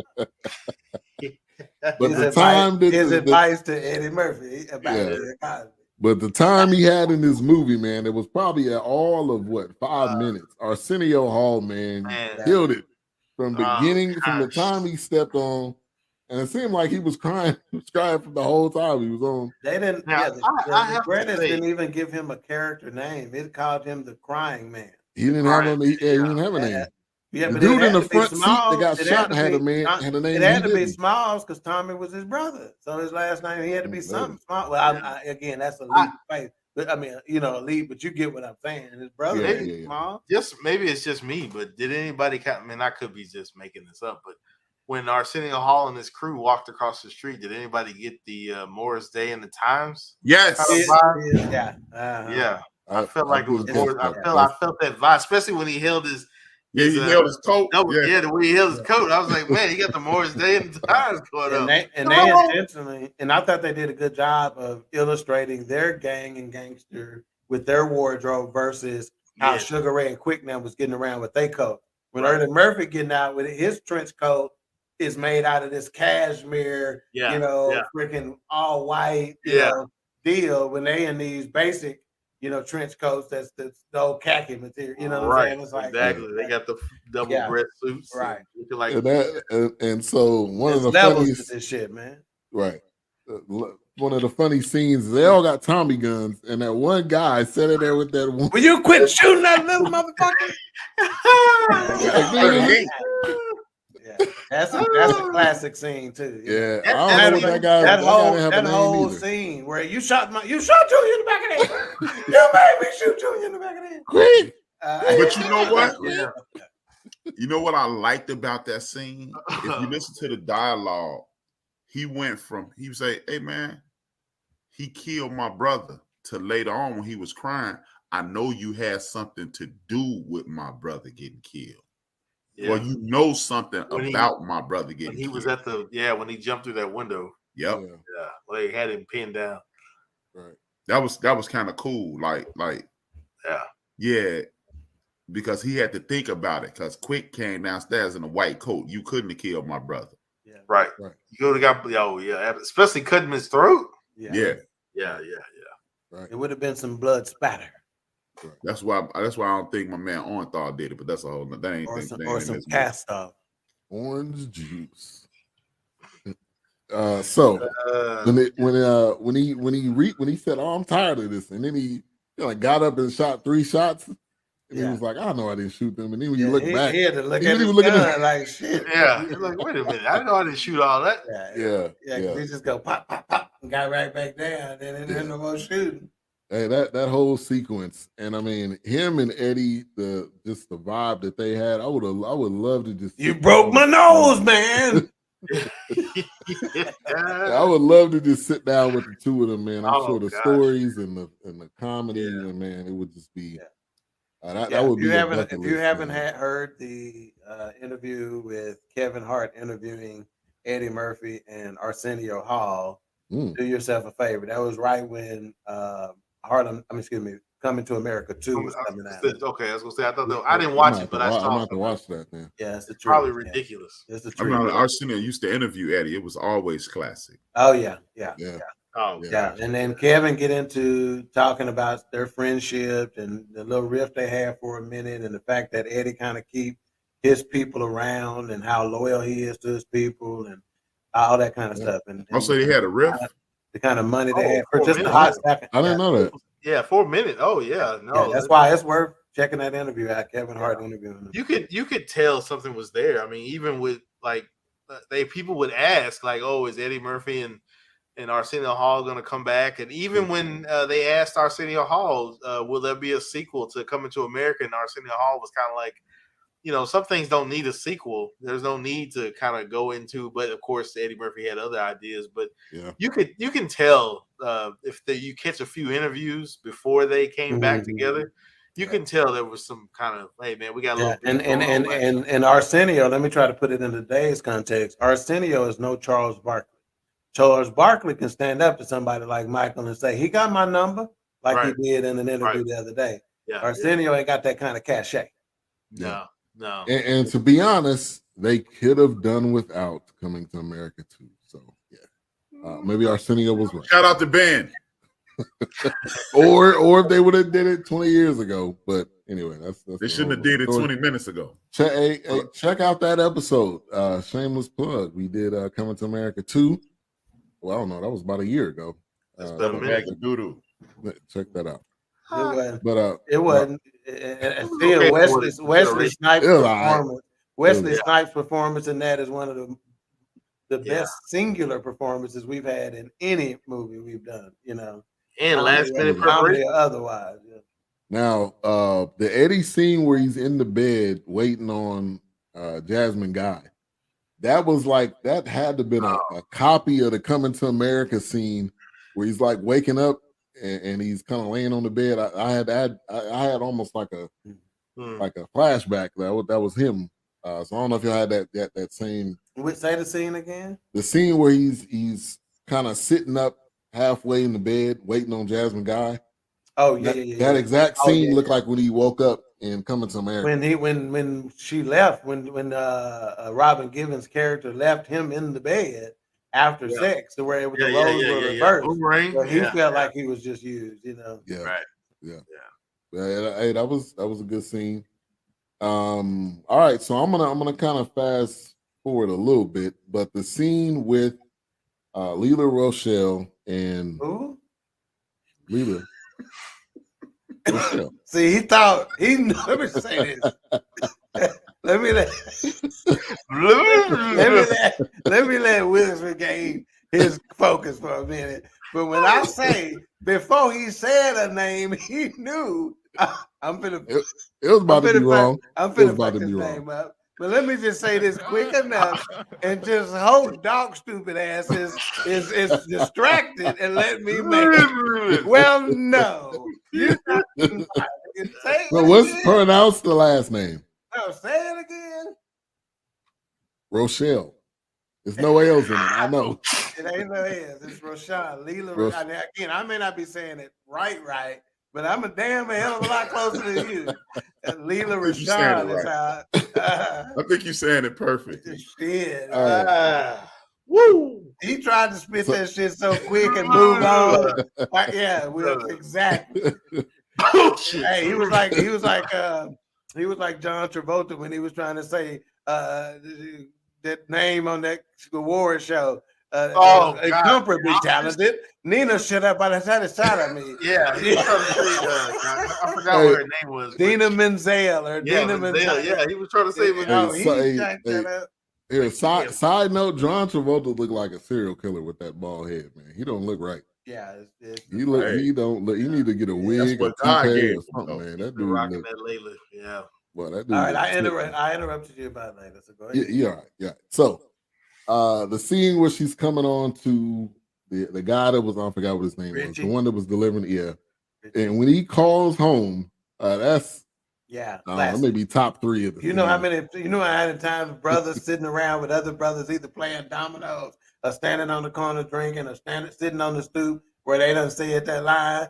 Baby, I ain't ever coming home, whatever. Put your mama on the phone. Put your mama on the phone, yeah. I done issued that line at least 10 times in my life. Oh yeah, put your mama on the phone. Yeah, right. Yeah, I ain't come home again. So that's the top line as always, repeated in different arenas. Big Mo said Richard Pryor scene with the cop at his house was on my fave. He let the other comics shine and went into a real dramatic style of acting. He took this role serious. I agree with you there. He had range, but I think he kind of had to show some of that range because of probably his physical. And speaking of repeatable lines or scenes, when Danny Aiello's character was in the vault and Eddie had told him that's not a lot of air in here, and you should have enough, but just take small breaths. And so when he left, and then they just keep the camera on him. Yeah. And they're letting you understand what's going on in his mind. And then he goes, and they just leave the camera there, just stay there. And another one, he do it 3 or 4 times. I thought that was genius filming right there. Yeah. This style. This movie was perfect for the cast. It was just, it meshed well together. It didn't need to be some over the top script. It was just, them. And a lot of big names tied to it. Yeah, a ton of big names. Yeah, and they kind of did they try to lightweight touch on some community issues and stuff by like whenever they were talking about it. I think it was Richard Pryor giving the speech to. I think it was Quick where he made the comment, it's not cool dying at 27. Yeah. And he's trying to say, so is there some social commentary in there where they're trying to actually give a message? Because I didn't catch that first time around, Yeah. But they backed it down for some serious moments a couple of times. And that was one of them where he was like, okay, what happened? He kills you, and I'm gonna have to kill, I'm gonna have to kill him. And then, so he was trying to draw the let's just think this shit out. You can't just be, so I thought that was some good social commentary and possible community messaging. It's kind of like in Colors. Remember when Sean Penn was told the joke at the very beginning? When he was like the man bull and the young bull at the top of the hill. He said, let's run down there and get some of those bulls, those cows. He said, let's walk down and fuck them up. I believe that's exactly what you're touching on. Like that. We could potentially kill all his boys, but then what's gonna come behind it? What's the repercussions of that? It's like, man, the goal is to get rich and live long. We rich. Now it's time to live. Yeah. So and then you're right. It is social commentary because let's go back to 1989. I mentioned Colors. That's when Colors came out. Love it. Yeah. You had a. That's when, that was the height of the what people like to call the crack era. And you had people. That's when they put. I speak frequently on my program about how every city, like my city has the black eye right now. But dog, you old enough to remember. Wilkes is somewhat old enough to remember. Every 2 or 3 years, a city gets a black eye. A black city gets a black eye. Well, absolutely. And at that point, LA got it. Yeah, they did. Man. Oh man. Yeah, LA got an ugly black eye. Yeah, LA got a worse black eye, in my opinion, than we did because no doubt. I have to agree wholeheartedly. It's just Baltimore, New York. Yeah, absolutely. Chicago, Detroit, and Chicago. We got we wearing the black eye right now. Right. Yeah. But right. LA's black eye. LA black eye was so severe. Yeah. That they put a white crime on LA, drive-by shootings. Wow. You say drive-by shootings, you think Los Angeles Bloods and Crips. Yeah. You don't think Capone. You don't think Siegel. Right. That's their crime. And ownership has been placed in our laps. Right. And that's why I consistently tell people, look, don't fall for the banana in the tailpipe with this Chicago thing. Yeah, absolutely. I mean, we just had I can't think of his name right now. Johnny Depp did a movie, Public Enemy, that was loosely based on a big crime syndicate. I mean, across the United States. I mean, they were chasing this dude in 10, 15 states. Yeah. Public Enemy number 1, 506 freeze, and I have none. Can I tell a brother that I never really had a gun? But it's the wax of the Terminator X1.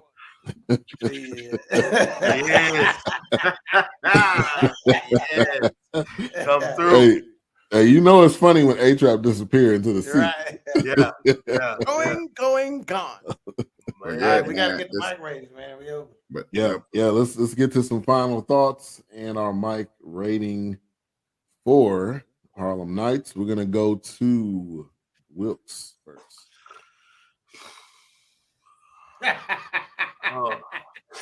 You sound like a motherfucker. Why do I gotta go first? Just thinking back to when this movie was out and growing up and seeing Eddie Murphy at his height and just continuing to steamroll. I mean, and to see the greats like Red Foxx and Richard Pryor, and Della Reese, I have to give it a 4 mics. I have to give it 4 mics because the funny thing is when I watch this always reminds me of, when I was in high school, it was like, oh man, did y'all see In Living Color last night? Did y'all watch Martin last night? Did y'all see Living Single? It's like that. To me, it just had that nostalgia of when I was growing up.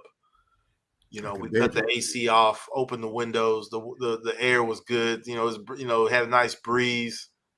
Usually you catch fireflies and you had cookouts.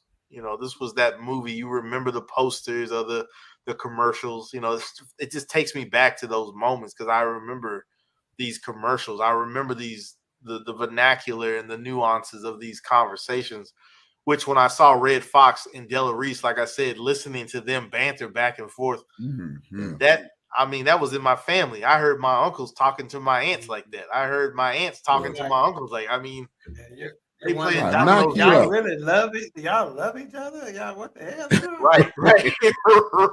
Right. So yeah, I have to give it 4 mics. Maybe I'm cutting it off at the knees, but it just took me back to when in those moments. It was, you couldn't wait to get to school, or you get with your homeboy or your cousin. Hey man, did y'all watch that last night? Did y'all see Michael Jackson primetime new video? Like the only artist I know that people would come in the house from playing or whatever they doing to watch Michael Jackson drop a new video primetime. Right. So it's that for me. It's that for me. I remember that, Wilkes. Friday night videos. Yeah, man. Yes, sir, man. Yeah. Classic. Thriller was a movie, man. That was not that. Was, Right. That was a featurette, man. That was right. Exactly. I bet you that was the highest rated episode of Friday Night Videos ever. Oh, I'm pretty sure it was. Yeah. Friday Night Videos was it, man. Gosh. Yeah.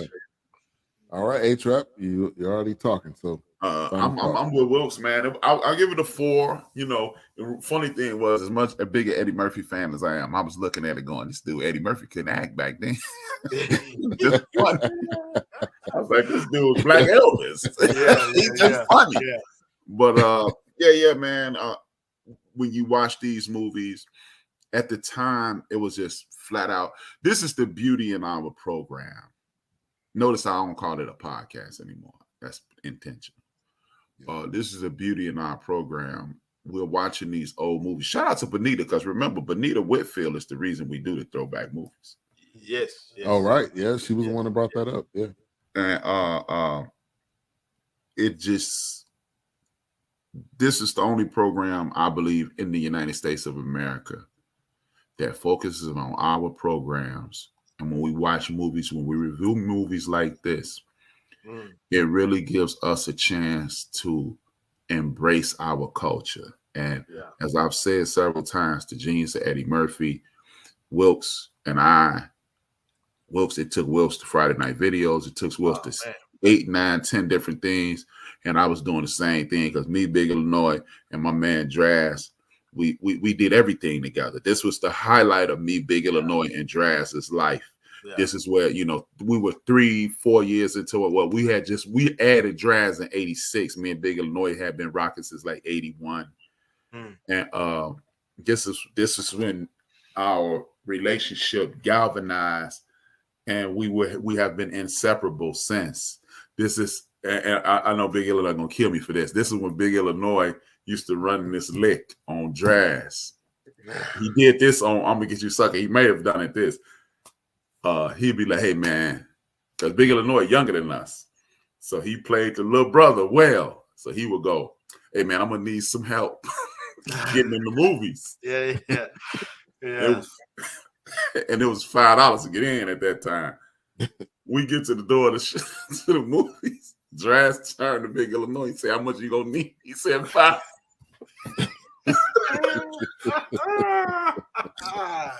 So like Wilkes, I'm in my all night long. Yeah. I'm going through all the situations, and how many times me and Big Illinois has sat in his living room and watched this movie. Yeah. And it just like Wilkes, it caught me. And I was like, when I watched it, I really wasn't thinking about the movie. I got this movie memorized, but I'm like, man. Thinking about the memories. Yeah. Me and Big Illinois used to play. We used to pitch pennies. We invented a game called baseball, pitching pennies.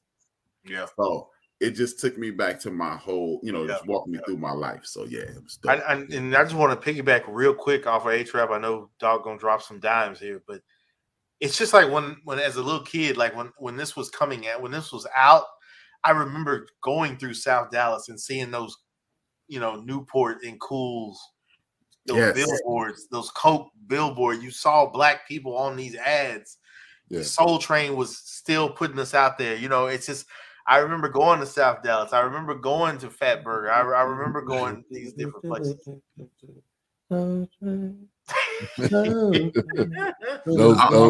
those soft baby. I'm trying to be his background music. Appreciate it. Yeah, it's coming up. Yeah, no, I loved it, man. It just took me back to just hanging out, man, playing football in the middle of the street, man, playing curveball, man, stuff like that. Just watching this stuff is, summer times were different at that time, but hey man, you just took me to, you made me think about the NBA when you said that, because all of us play ball in the streets. And you can tell these kids don't play ball in the street. The way they hit the floor in the NBA, they never get knocked out the air. That concrete. So they don't know. They don't know what that means. Keep going with it. Look at it. And keep going. Hey, Wilkes, hope you didn't tear something Meaning, Right. put a hole in your clothes. Exactly. Right, right. First of all, you're not supposed to be outside in your good Right, clothes. in your good clothes anyway. Yeah, you didn't care if you got hurt. You just cared that your clothes didn't get messed up. Turn my shirt. Yeah. Like, I I gotta go remember inside. once I was like, man, these are my play clothes. My mother said, no, they all real. Yeah. Yes. Real quick update on the score. It's Whole lot to a little bit. 58 to 50. I think 50. They just went on commercial break, but they'll climb back in. Yeah, they're coming back. So we got a interesting game. Yeah. All right, but yeah, 58 to 50. UConn's up. Oh, wow. All right, we'll go to you, Doc. Yeah, before I give mine, did y'all remember we were going to tell about whether your mic rating changed as a result of the show? I got mine. It was a 4 both ways. Okay. What about you, Will? You know what? I was hovering at a 3.5, but when I got to talking, it was a 4 for me after just the things that it triggered. Okay, cool. Yeah.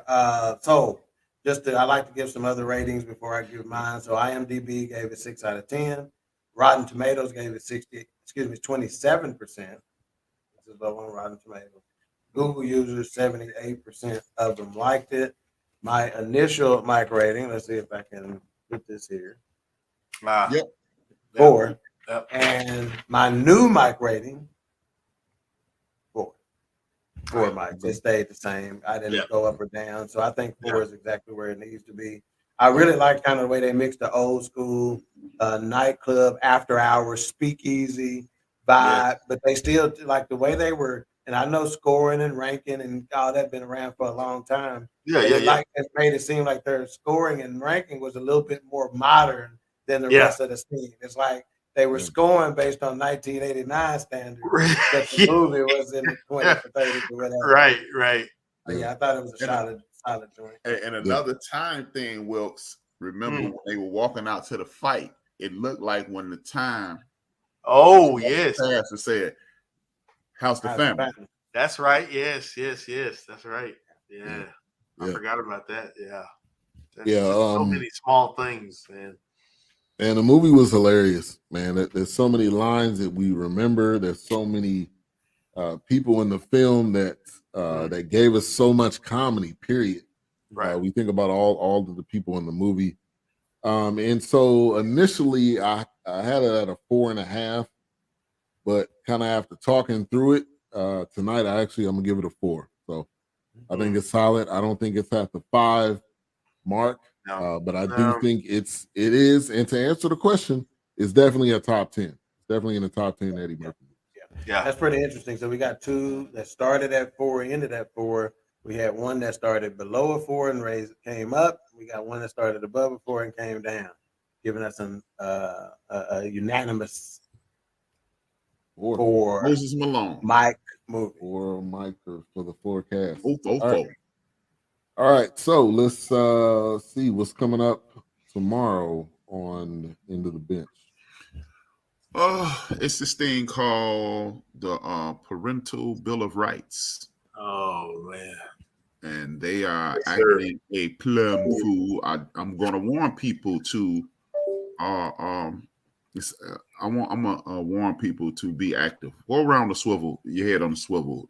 This man being indicted could enact violence against people who are brown, whether you Mexican brown, Puerto Rican brown, Islander brown, or black. Yeah. Right. And hold on, I forgot the last one. And the violence thing. I'm gonna add a sports piece into it. Is it fandom or dumb? It's gonna seem like I'm picking on this one dude. I was watching Big Mo's show yesterday, and two of his co-hosts said arguably the stupidest thing I've ever heard in the history of somebody speaking about sports. They said the NFL couldn't afford to give out guaranteed contracts, as if everybody in the league making $200 million. And can't afford it. They can't afford it, and they were empathizing with the owners.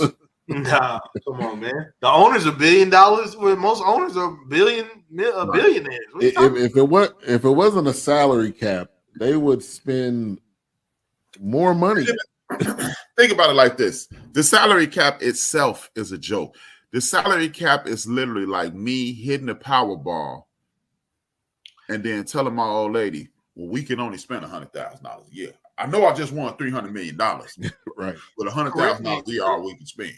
Correct me if I'm wrong, but the salary cap came because of Jerry Jones dropping that money on Deion Sanders for $36 million for a cornerback. Jerry Jones, Al Davis, his mentor. I mean, and then we still using, like I said, I'm gonna bring up, we still using terminology like, like small market team. There's no such thing as a small market team anymore. There's no such thing. Small market team. They gotta look. I'll talk about it primarily tomorrow, but I just want people to understand. Yeah. The NFL is part owner of DraftKings and FanDuel. Right. They're partners with them. So when you bet on football, the NFL is getting gets money. A piece of that money. All those people who lose in those bets, the Cowboys gonna win today. 4 million Cowboy fans put $1 up. They just got a piece of $4 million. Right. So and I'm just going to talk about that. If you don't think they're not dipping in that, I don't know what to tell you.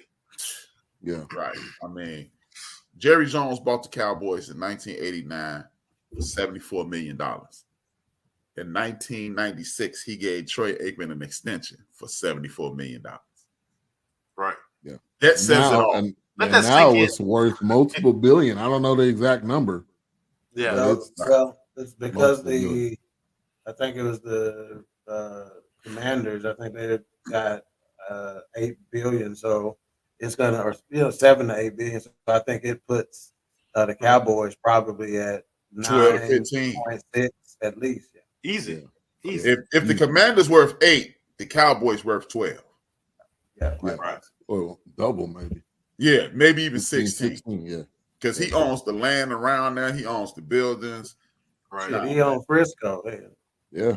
Yeah, that too. Frisco and we ain't and gonna talk about the merchandise. Oh my gosh. Right. You know, I mean, kidding me? It's just asinine. And at some point, as I'm gonna talk to sports fans, at some point we're gonna have to stop buying into this propagandized messaging that poor little old billionaires, like the San Diego Chargers, the media, they put out in the media, we're hemorrhaging money.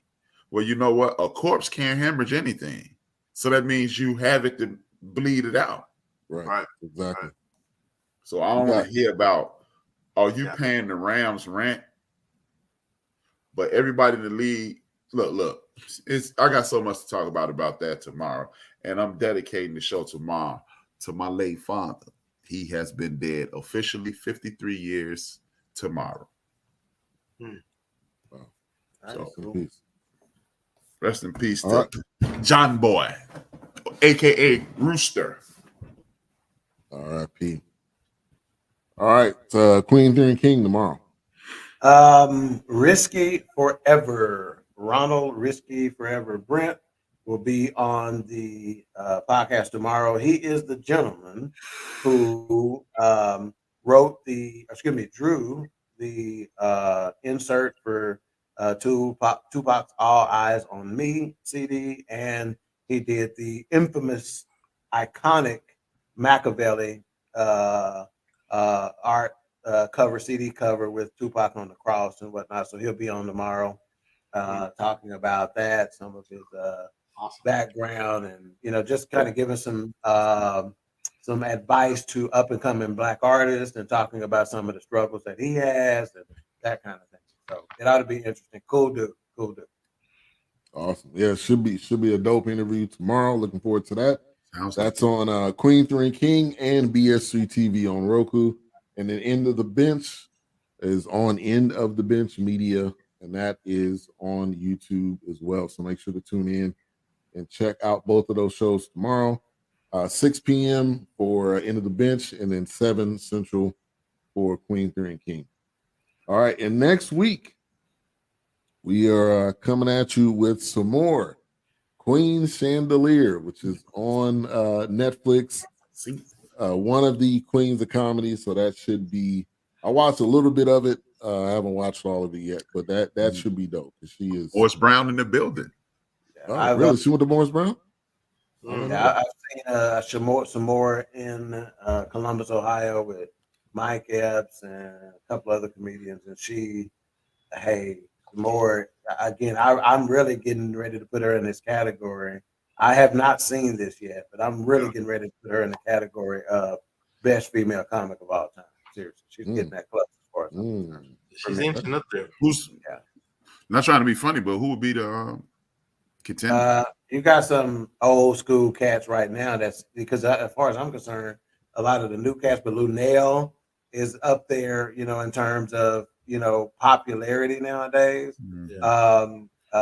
Believe it or not, Monique has got to be in the conversation, whether people like it or not. Oh, absolutely. Does she have something new on Netflix too? Yeah, she just got a Netflix deal. Yeah. I think she so there are some few, of course, there's some white comics that you got to put in there, but if we're just simply talking about our genre, and really maybe all of them, I just think she's underrated, advertised, and if she had a little bit more of a machine behind her, it would be no question. I wouldn't be hesitating at all to say this, because from a material standpoint, I think she's better than anybody out there. I think out of the queens of comedy, it's really between her and Monique. And Monique, I mean, both of them haven't really been putting out anything in the past at least few years. So I'm looking forward to watching it though. So some more Queen Chandeliers coming up next. What I like about some more, she's never tried to go Hollywood. Yeah, true. Yeah, that's right. Yeah. Of course, I'm quite sure if Hollywood said, "Hey, Simone, why don't you do a movie?" she'd do it. But she knows where her bread is buttered, and she's worked her number. I really appreciate that, because I think far too many comedians get caught into the Hollywood shuffle. No pun intended. Oh, yeah, absolutely. Yeah. Like Ricky Smiley, he even came out and said on Shannon Sharp's program, he said he would never want to be as famous as Kevin Hart. He said he likes being able to go to Walmart. He almost Kevin Hart. He almost got canceled for something he said 10 to 15 years ago. We need to do a show about canceling, or you should do that, dog. He had to drop the hosting gig at something major because of the Oscars. The Oscars. Yeah. You should do a show on that, dog. Yeah, I might do that. Cancel culture. Definitely. All right, so final update on the score, 63-55. UConn is still up, 3 minutes, 41 seconds left. So we do have a game. So we'll be back next week, as we always do. A-Trap, go ahead and close this out. As you know, it's officially April. So it's tax season. So until after the 15th, I owe you some. I ain't got it. If you need it, get it from God. Indeed. Peace.